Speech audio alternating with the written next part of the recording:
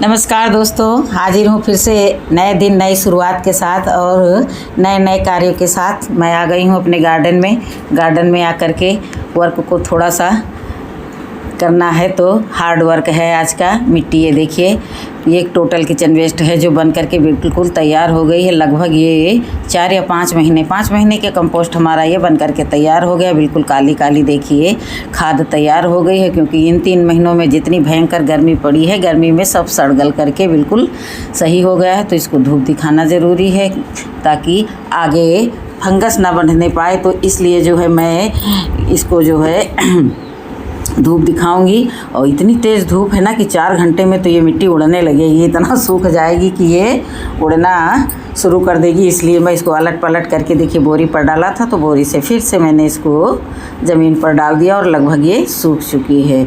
मिट्टी को सुखाना भी ज़रूरी रहता है, मॉइस्चर भी बना करके रखना होता है।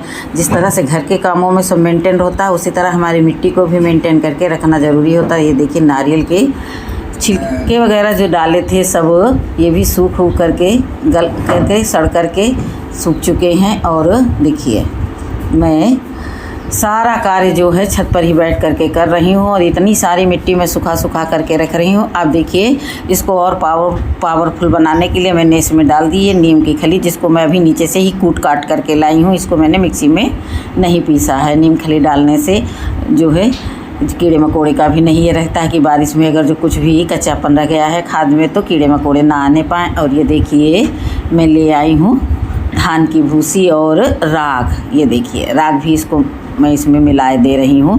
कंपोस्ट बनाते समय भी बीच बीच में राख डाल देती हूँ और इसमें भी डाल दे रही हूँ। और ये देखिए पीस करके ले आई हूँ सरसों की खली, इसको भी मिला रहे हैं इसमें। और ये सब चीज़ें जो बना देंगे एक बार, तो फिर उस जो भी हम पौधा लगाएंगे तो उसमें बार बार हमें खाद पानी देने की ज़रूरत नहीं रहेगी। तो इक्का दुक्का जो भी छोटा मोटा तिनका मुझे पॉलीथीन का दिखेगा उसको सबको हटा देंगे। और अब मिलाते हैं धान की भूसी।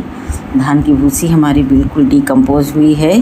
बिल्कुल देखिए बिल्कुल लाल लाल भूसी है ये, नहीं तो फिर जो बिल्कुल ताज़ी भूसी रहती है वो पीली पीली रहती है। तो ये मतलब भर को डिकम्पोज है। और जो ना भी हुई होगी तो मिट्टी के संपर्क में आकर के 2-4 दिन में ही ये शुरू हो जाएगी डिकम्पोज होना। तो अब देखिए इसको मैं उलट पलट करके जो भी मैंने इसमें मिलाया है नीम खली, सरसों खली, राख, धान भूसी, सबको मैं मिला के उलट पलट करके जो है फिर से एक बार अच्छे से इनको एकसार कर दूंगी, सब एक में मिला दूंगी। देखो भैया गार्डन का कार्य है, हर कार्य को फुल मेहनत के साथ करना होता है, तभी जा कर के हमारी मिट्टी वगैरह अच्छी होती है। तभी हम फिर मोटे मोटे फसलें जो है जैसे कि मोटे मोटे बैंगन, बड़ी बड़ी तरोई, कद्दू, ये सब खुराक पर ही इनको तोड़ते हैं। और ये देखिए उस साइड से नहीं सुधर रहा था तो मैं इधर घूम करके आ गई।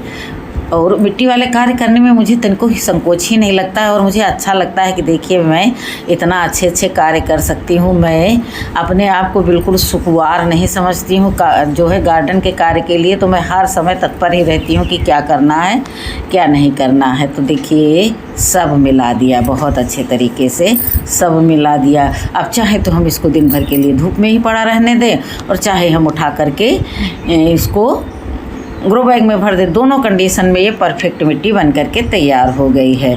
मैंने इसमें नीम खली डाला, इसलिए मैं इसमें ट्राइकोडर्मा का उपयोग नहीं करूँगी 8-10 दिन तो बिल्कुल ही नहीं। तो ये देखिए इसी से पलटा था, इसको भी सुखा डाला। मिट्टी तो सुखाई और मैंने इस बोरी को भी सुखा दिया और इसी में भर दूँगी और समय आने पर मैं इसका इस्तेमाल करूँगी। अभी मैं सुखा करके जो पुराने कूड़े कचरे से भर के ग्रो बैग मैंने लगाया था सब्जियां वगैरह, तो अब उनको सबको जो है ये देखिए कैसा नारियल का टुकड़ा ये सड़गल गया है। हाथ से ही टूट फूट करके देखिए बिल्कुल, कहाँ चाकू से नहीं कटता था, कहाँ हाथ से तोड़ ताड़ करके फेंक दिया।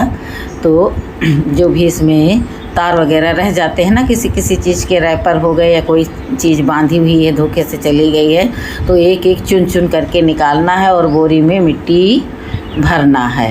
भरने का कार्य स्टार्ट कर दिया है। और देखिए कितनी भुरभुरी मिट्टी है, मुट्ठी में बांधो और छोड़ो तुरंत बिखर जाती है।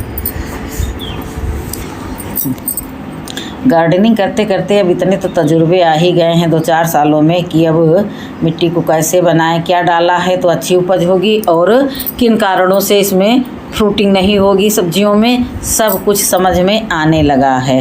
काफ़ी दिनों से मेरे इस तरह के कार्य चल रहे हैं और बहुत सारी मिट्टी मैंने बरसात के लिए सुखा करके चुपचाप उसको स्टोर रूम में रख दी। अब स्टोर रूम में मिट्टी कौन रखता है। अब ये तो मैं पहली बार ये कार्य की हूँ। जिस दिन घर वालों की नज़र टेढ़ी होगी वो तुरंत हमें ऑर्डर दे देंगे कि इसको यहाँ से हटाओ। फिलहाल अभी वो वहाँ 3 ग्रो बैग 12x12 की भर करके मिट्टी मैंने सुखा करके रख ली है, जो बरसात की सब्जियाँ बोने के काम आएंगे, नहीं तो फिर बाद में फिर दिक्कत आती है। और देखिए एक जितना कचरा पलटा था उससे 1.5 गुना ये हो गया है, जितना था उससे 1.5 गुना हो गया है। और 4 से 8 दिन अभी इसको जो है हम ऐसे ही बोरी में भर के रखेंगे। इस्तेमाल करने के समय फिर दिखाएंगे कि ये देखिए मेरा खजाना खुल रहा है। और इतनी भयंकर धूप है कि पूछो मत, सारे कपड़े जो है शरीर से चिपके जा रहे हैं, इतना भयंकर धूप है। धूप तेज़ के कारण ही 2 घंटे में ये सूख साख करके तैयार हो गए हैं, नहीं तो ये दिन भर मिट्टी पसारे रहती तो ना ये सूखते। लेकिन अभी बहुत ही भयंकर धूप है और धूप में ही बैठी हुई मैं वीडियो बना रही हूँ। तो ये हमारे वीडियो का और ये गार्डनिंग का प्रेम ही तो है। इतनी धूप में जहाँ सब लोग कूलर और पंखे के नीचे बैठे होंगे, वहाँ मैं छत पर बैठी अपना कारोबार कर रही हूँ। ना धूप में सही से आंखें खुल रही हैं, ना हाथ ही इतना ज़्यादा बढ़ रहे हैं, लेकिन करना है तो करना है। कार्य के प्रति जो है पूरी ईमानदारी बरतनी है, तभी हमें अच्छी गार्डनिंग जो है करने को मिलेगी। जब हमारी मिट्टी अच्छी रहेगी तो हमारा सब कुछ अच्छा रहेगा, गार्डन चमाचम झमाझम रहेगा। तो सारी मिट्टी को बटोर रहे हैं, अच्छे से भर देंगे। 2 मुट्ठी भी मिट्टी इतनी कीमती है, कोई इसको इधर उधर नहीं जाने देना है और अपने कार्य को मेहनत लगन और ईमानदारी से करना है।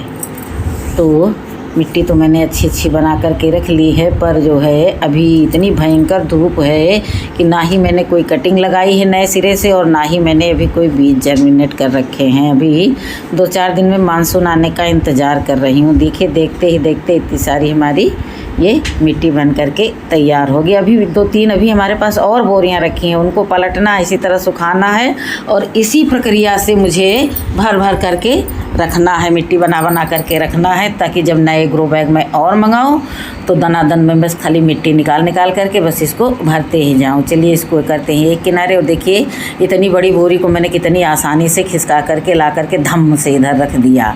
और अब इस मिट्टी में हमारे जो सूक्ष्म बैक्टीरिया हैं वो जीवित बने रहें, इसलिए देखिए मैंने इसमें 1.5 लीटर के करीब में पानी डाल दिया है। और इसको मैं जो है अच्छे से पकड़ करके दूंगी बांध। जो बेलवर्गीय सब्जियों को बांधने के लिए जो कुछ कट पीस लाते हैं तो उनको एक किनारे रख देते हैं कि पता नहीं छत पर आए हैं तो कभी काम लग जाए। और देखिए इसको अच्छे से उठाया और ये ला करके इधर कैरेट के ऊपर रख दिया। कैरेट में भी नीचे मिट्टी तैयार हो रही है, वो भी मिट्टी किचन वेस्ट की ही थी, तो कैरेट को मैंने पलटा नहीं, अलट पलट करके भर दिया। अब मेन टॉपिक तो ये रहता है कि जहाँ पर हम ये मिट्टी का खेला खेलते हैं यहाँ पर जो है साफ़ सफाई भी ज़रूरी रहती है कि कहीं आकस्मिक बारिश हो जाए तो जा कर के नाली चौक हो जाए, तो नाली को भी संभाल करके बचाए रखना है। पत्तियाँ हो गई, मिट्टी हो गई, सूखे फूल हो गए, जा करके ये नाली में अटक जाते हैं, फिर पानी का जो है ड्रेनेज जो है रुक जाता है। पानी का रुकावट तो बिल्कुल होना ही नहीं चाहिए।